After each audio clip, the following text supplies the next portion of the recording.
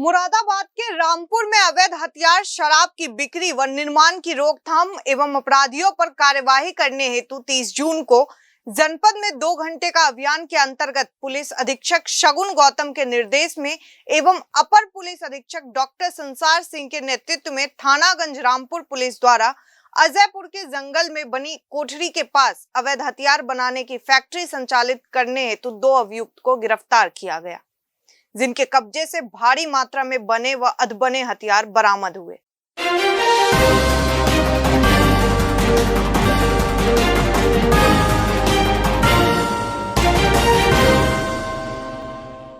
Azimnagar police ने top 10 बदमाशों को गिरफ्तार किया है। आरोपी नशीली दवाओं का कारोबार कर रहा था। पकड़े गए आरोपी को कोर्ट में पेश करने के बाद जेल भेज दिया गया है।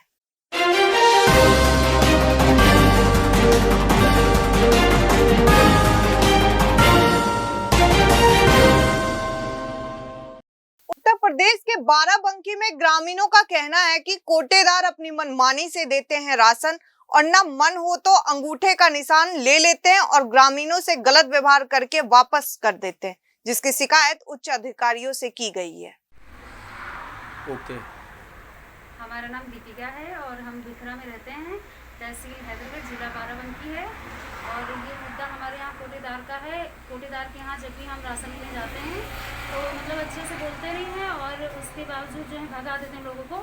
और हमको भी मतलब कल राशन लेने गए, अंगूठा पहले लगवा लेते हैं और राशन के लिए बोलेंगे कि साइन अंगूठा पहले करवाएंगे, राशन के लिए बाद में आएंगे कि 10 दिन बाद ले जाना, 5 दिन बाद ले जाना। और अगर 10 दिन के अंदर जाओ या बाद में जाओ तो बोलेंगे कि राशन तो जा चुका है तुम्हारा, क्योंकि साइन और अंगूठा पहले करवा लेते हैं, इसलिए प्रूफ भी नहीं रहता कोई दिखाने के लिए ना। तो मेरा मार्च और अप्रैल का इन्होंने राशन नहीं दिया है और अब जाके मतलब हम कल गए लेने तो कह रहे हैं तुम्हारा जा चुका है, किसी से तुमने मंगवाया होगा। और जबकि हमारे राशन कार्ड में चढ़ा भी नहीं है। मार्च अप्रैल का कोई भी राशन हमारे राशन कार्ड में नहीं अप्लाई कर रहा है। और हमको रजिस्टर दिखा रहे थे तो वो 5 तारीख 3रा महीना 2020 का दिखा रहे थे, जबकि हमारा मुद्दा था 2021 में। 5वां महीना मतलब 5 तारीख 3रा महीना 2021 का मुद्दा है, ये हमको 20 का दिखा रहे थे और उसकी फ़ोटो भी नहीं खींचने दिया और हमने गलती।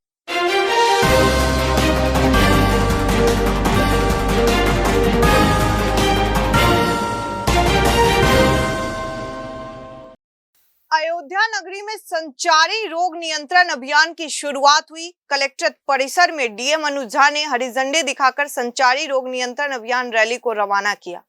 वहीं डीएम अनुज झा ने कलेक्ट्रेट सभागार में अधिकारियों, कर्मचारियों, गणमान्य नागरिकों को शपथ दिलाकर अभियान शुरुआत की। बता दें कि अभियान 1 जुलाई से 31 जुलाई तक चलाया जाएगा। जो है हरी दिखाइए अपने माध्यम से क्या करना चाहेंगे आप? देखिए, आज से लेकर के पूरे जुलाई माह में संचारी रोग नियंत्रण अभियान चलना है और इसी बीच में 15 दिन का जो है दस्तक का भी अभियान चलना है। तो इसकी पूरी तैयारी कर ली गई है। 2 बार इसमें अंतर विभागीय समन्वय बैठक मेरे स्तर पे हुई है और प्रत्येक ब्लॉक में ब्लॉक लेवल का समन्वय बैठक जो है इसमें आयोजित हुआ है। पूरे 31 दिन की कार्य योजना की विधिवत इसमें माइक्रो प्लानिंग की गई है। इसमें सभी जो संबंधित विभाग हैं, इसमें स्वास्थ्य के अलावा पशुपालन भी है, पंचायती राज है, नगर विकास के हमारे जितने भी नगर निकाय हैं, कृषि विभाग है, उद्यान विभाग है, सारे विभागों के द्वारा इसमें एक एक करके अपनी अपनी जो भी उनकी योजनाएं हैं, इससे संचारी रोगों को रोकने में मदद मिलती है। जैसे हमारे शुअर की जो बारें हैं उनको आबादी से दूर करना, या जितनी भी हमारी नालियाँ हैं उनकी सफाई करना, झाड़ियों की कटाई करना, जितने भी हमारे जहाँ भी वाटर लॉगिंग होती है उन जगहों पे चाहे तो वाटर लॉगिंग का ही निदान कर देना, या अगर वाटर लॉगिंग ख़त्म नहीं हो सकता है तो उसमें जो लार्वा रोधी छिड़काव है वो स्वास्थ्य विभाग के माध्यम से किया जाए। तो इसकी बहुत ही डिटेल प्लानिंग की गई है और उस पूरे अभियान को यहाँ से अभी फ्लैग ऑफ किया गया है और ये कार्यक्रम आज से शुरू होगा। जो हमारा 15 दिन का दस्तक अभियान है वो 12 जुलाई से शुरू होगा और 25 तक चलेगा। तो उसमें बेसिकली घर घर जो है हमारी टीमें जाएंगी, जिसमें आशा कार्यकर्ती और दूसरे भी स्वास्थ्यकर्मी उसमें रहेंगे। इसमें प्रत्येक घर में जा करके एक तो कैसे संचारी रोग से बचना है इसका मैसेज दिया जाएगा और दूसरा उसमें जो है 4 तरह के जो रोग हैं उनके जो संभावित रोगी हो सकते हैं उनकी पहचान की जाएगी। अगर इसमें कोई बुखार आदि से पीड़ित है तो उसकी पहचान की जाएगी। अगर किसी व्यक्ति में कोविड से संभावित कोई लक्षण पाए जाते हैं तो उनको चिन्हित करके उनकी जांच कराई जाएगी। इसके अलावा जो हमारे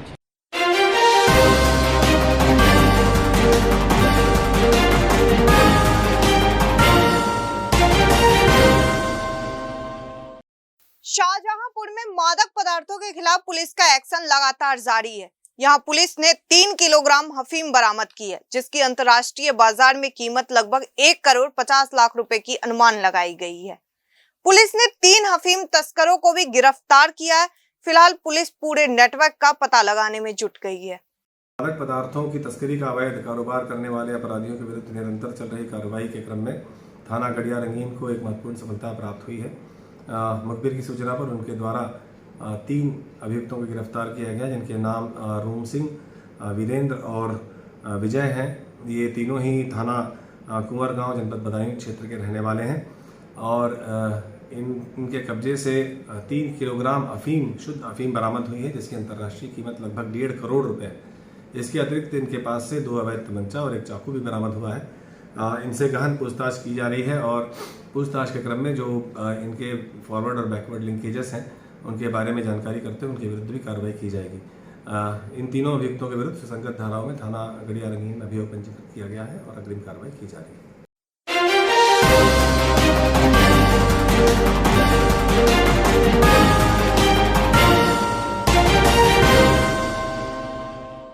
शाहजहांपुर समाजवादी पार्टी कार्यालय पर आज पार्टी के राष्ट्रीय अध्यक्ष अखिलेश यादव का 48वां जन्मदिन बड़ी धूमधाम से मनाया गया। शाहजहांपुर नगर में जगह जगह पार्टी के नेताओं व पदाधिकारियों ने मिठाई, फल, कपड़े और अस्पताल में मरीजों को खाना बांटकर जन्मदिन मनाया। साथ ही इस मौके पर जिला अध्यक्ष का कहना है कि राष्ट्रीय अध्यक्ष अखिलेश यादव के जन्मदिन पर संकल्प लेना चाहिए कि अखिलेश यादव के उत्तर प्रदेश की नहीं बल्कि हिंदुस्तान के भाईचारा व देश की एकता की मिसाल बनने वाला नेता और आने वाले विधानसभा चुनाव में हम सभी को मिलकर जनपद शाहजहांपुर में सभी समाजवादी पार्टी की सारी सीटें जीतकर अखिलेश यादव की झोली में डालकर उन्हें मुख्यमंत्री बनाना है।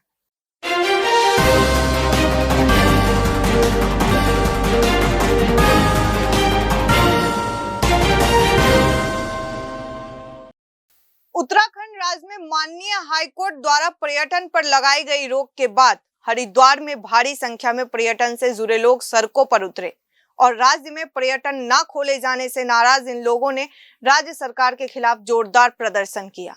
इस प्रदर्शन के दौरान मौजूद व्यापारी, होटल, धर्मशाला समिति के लोगों और पर्यटन से जुड़े लोगों ने भारी संख्या में हरिद्वार कांग्रेस के लोगों के साथ उत्तराखंड सरकार का शव यात्रा भी निकाली। वहीं इस शव यात्रा का हरिद्वार कांग्रेस ने पूरा समर्थन किया। कांग्रेस के वरिष्ठ नेता सतपाल ब्रह्मचारी ने इस मामले में सुप्रीम कोर्ट जाने की बात भी कही। देखिए भाई साहब, अभी आप लोगों ने देखा होगा कि 28 तारीख को माननीय उच्च न्यायालय के एक आदेश से चारधाम यात्रा को सस्पेंड कर दिया गया। ये साफ तौर पे दिखाता है कि सरकार ने हाई कोर्ट में अपनी बात को सही से नहीं रखा। हाई कोर्ट ने जो इससे इफेक्टेड लोग हैं, हम लोगों को एक्स पार्टी मानते हुए हमारे खिलाफ भी एक आदेश दे दिया। इससे हम ये मान रहे हैं कि पर्यटन की आज मौत हो गई, पर्यटन हमारा उत्तराखंड का ख़त्म हो गया। अगर आप देखें तो बहुत सारे राज्यों में पर्यटन सुचारू रूप से चालू हो गया है। अगर हमने पड़ोसी राज्यों को भी देखते हैं तो वहाँ पर भी आज 1 जुलाई से इवन रजिस्ट्रेशन जो होता है, ऑनलाइन रजिस्ट्रेशन, उसको भी समाप्त कर दिया गया। इसीलिए सब जो पर्यटन से जुड़े हुए जितने भी संस्थाएं हैं, ट्रैवल एसोसिएशंस हैं, टूर ऑपरेटर्स हैं, टैक्सी मैक्सी एसोसिएशंस हैं, धर्मशाला समिति के लोग हैं, हम लोगों ने संयुक्त मोर्चा पर्यटन उद्योग के बैनर तले आज एक पर्यटन की शव यात्रा निकाली। हम सरकार को ये मैसेज देना चाहते हैं कि आप अपने जो कार्यभार है, आपका जो जिम्मेदारी है, जो कोर्ट में आपको अपने पुख्ता रूप से अपनी बात को रखना चाहिए था, आप लोगों ने नहीं रखा। कोर्ट ने, माननीय उच्च न्यायालय कई बार मौका दिया लेकिन हम अपना पक्ष ठीक से नहीं रख पाए। उसकी वजह से सुरक्षा की दृष्टि से देखते हुए माननीय उच्च न्यायालय ने चारधाम यात्रा पर रोक लगा दी है। आज के हमारे इस कार्यक्रम में बहुत सारे संगठनों ने हमारा साथ दिया। धर्मशाला समिति के सदस्यों ने साथ दिया, बहुत सारी समाज सेवी संस्थाओं ने हमारा साथ दिया, हरिद्वार के मेयर जी भी हमारे साथ इस समर्थन में हमें अपना समर्थन देने के लिए आए, साथ ही साथ सतपाल ब्रह्मचारी जी भी अपना समर्थन देने के लिए, और बहुत सारे अन्य संगठन भी समर्थन में लेके आए। बिकॉज उसका कारण ये है कि हरिद्वार अपने आप में एक तीर्थाटन के साथ साथ पर्यटन से जुड़ी हुई एक नगरी है। अगर ये पर्यटन खराब हुआ है तो इससे केवल एक किसी निजी एक संस्था का नुकसान नहीं हुआ है, उससे कोई एक आदमी इफेक्टेड नहीं हुआ है। हम सब पर्यटन पर आधारित हैं, हमारा प्रदेश पर्यटन पर आधारित है। इसी वजह से सरकार की कमजोरी की वजह से आज इसकी हत्या हुई है, पर्यटन को मारा गया है। ये कोरोना से नहीं मरा, ये भूख से मर गया है। ये दर्शाने के लिए आज हमने एक शव यात्रा निकाली है। जो भी संगठन हमारे साथ आए हैं उनका हम हृदय से आभार प्रकट करते हैं। बहुत बहुत धन्यवाद।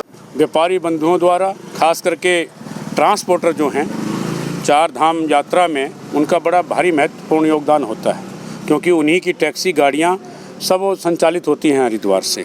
मेरा इसमें ये मानना है, व्यापारी बंधुओं ने, मैं भी उसमें शरीक था पहले एक दिन पूरे हरिद्वार में यात्रा निकाली गई थी और आज सब यात्रा सरकार की मेरे व्यापारी बंधुओं ने, ट्रांसपोर्टरों ने, सभी लोगों ने, उसमें काफ़ी लोग थे, हमारे पार्षद थे, मेयर भी थी और काफ़ी लोग थे पार्टी के। सब ने बगैर पार्टी को वो करते व्यापारी बंधुओं का समर्थन किया और व्यापारी बंधुओं के साथ इस सब यात्रा में राही मोटल से लेकर के और हम शमशान घाट तक आए। मेरा इसमें ये कहना है, पहले भी और आज भी मैं यही कह रहा हूँ कि चार धाम यात्रा कोविड के नियम के पालन करते हुए, भले ही आप 200 गाड़ी की अनुमति रोज़ दें, 100 गाड़ी की अनुमति रोज़ दें, लेकिन ये यात्रा खुलनी चाहिए। आज सरकार का बयान आया कि हम सुप्रीम कोर्ट जा रहे हैं, बड़ी अच्छी बात है। हमारे पर्यटन मंत्री माननीय श्री सुबोध उनियाल जी का बयान था, मैं उसका समर्थन करता हूं। अगर सरकार नहीं जाती है तो सतपाल ब्रह्मचारी सुप्रीम कोर्ट में जाने का काम करेगा, व्यापारी बंधुओं के हित में। निकालनी पड़ेगी, क्या करें? 2 साल हो गए व्यापार ठप हुए। सबसे पहले तो ये मोदी सरकार ने ट्रेनें बंद करी, 1 साल के लगभग ट्रेनें बंद रही। उसके बाद ये कोरोना आ गया। कोरोना भी हर बार सीजन में ही आता है, जहाँ मार्च अप्रैल आया और कोरोना आया। इस बार भी सीजन के समय फिर मार्च अप्रैल से जो है बाजार बंदी और ये बंदी। सरकार को ये सोचना चाहिए कि एक सैनिक की सीमा होती है, एक आदमी के पास जमा पूंजी की सीमा होती है। हमारे भारत में अधिकतर लोग गरीब ही हैं और गरीब लोगों के पास जो है रोज़ कमाना और रोज़ खाना, चाहे उसमें गाइड हैं, चाहे उसमें ड्राइवर हैं, चाहे उसमें ट्रैवल्स वाले हैं, चाहे उसमें कोई सा भी जो है रोज़गार है। लोगों ने क्या करा, जब आर्थिक मंदी आई है कोरोना की वजह से, लोगों ने अपने कर्मचारी हटा दिए, चाहे वो होटल थे, चाहे वो रेस्टोरेंट थे, चाहे वो ट्रैवल्स वाले थे, चाहे बसों पे लोग थे, उन लोगों ने हटा दिए। अब वो जिएंगे कैसे, उनके पास रोज़गार नहीं है। एक तरफ तो जो है पूरे भारत में ओपन हो गया, हिमाचल आज ओपन है, सारे में पंजाब ओपन है, दिल्ली ओपन है, महाराष्ट्र ओपन है, तो केवल उत्तराखंड में ही क्या हो रहा है। और उत्तराखंड में भी जो है ये बंद किस दिन करते हैं, शनिवार और इतवार को। शनिवार और इतवार को यात्री आता है, उसी दिन जो है बाजार बंद कर देते हैं। व्यापारी भी धक्के खा रहा है। सरकार को सोचना चाहिए, जब पूरे देश में जो है ओपन हो गया, सारे देश में व्यापार चल रहा है, तो हरिद्वार में ही या उत्तराखंड में ही क्या दिक्कत है।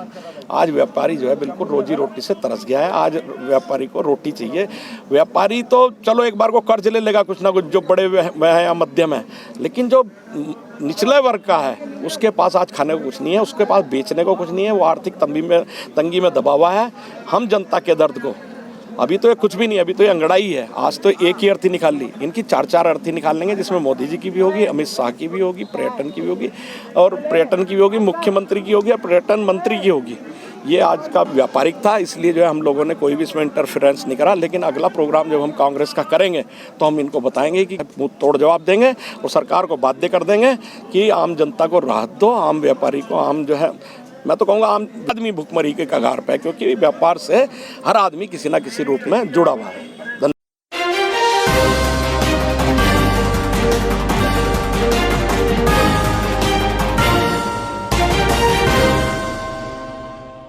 उत्तर प्रदेश के अनुसूचित जनजाति आयोग की सदस्यता साध्वी गीता प्रधान ने जनपद संबल का भ्रमण किया। उन्होंने जनपद के नगर पालिका चंदौसी का भ्रमण करते हुए उप जिला अधिकारी महेश प्रसाद दीक्षित, जिला समाज कल्याण अधिकारी शैलेंद्र गौतम, नगर पालिका अधिकारी एवं सफाई कर्मियों को साथ बैठक की, जिसमें उन्होंने सफाई कर्मचारियों से संबंधित समस्याओं को सुना और उन्होंने संबंधित अधिकारियों को दिशा निर्देश दिए। सफाई कर्मचारियों से जुड़ी समस्याओं का शीघ्र ही निस्तारण किया जाए।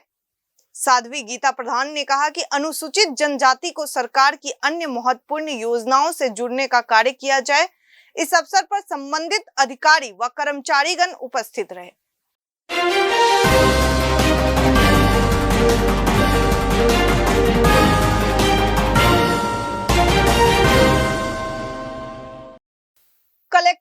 सागर बहजोई में जिला अधिकारी संजीव रंजन ने मध्य गंगा नहर द्वितीय चरण परियोजना निर्माण के संबंध में समीक्षा बैठक की, जिसमें जिला अधिकारी ने निर्देशित करते हुए कहा कि जिस पर सहमति हो गया उस जमीन का बैनामा की प्रक्रिया कल से ही शुरू की जाए।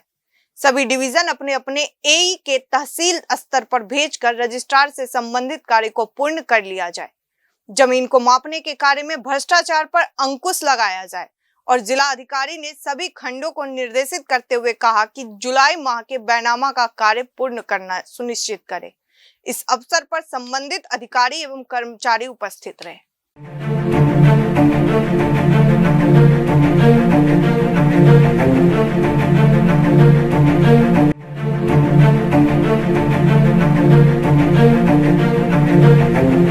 ऐसा अवसर फिर नहीं मिलेगा। अब हरियाणा सरकार की दीनदयाल आवास योजना के अंतर्गत सेक्टर 1 तरावड़ी में 135 और 142 गज के प्लॉट्स मात्र 21,000 रुपए देकर बुक करवाएं। क्रेडिट सोसाइटी, सड़क, sewerage, street light, park, community centre, तुरंत रजिस्ट्री और पोसेशन भी। कॉल 9466034000।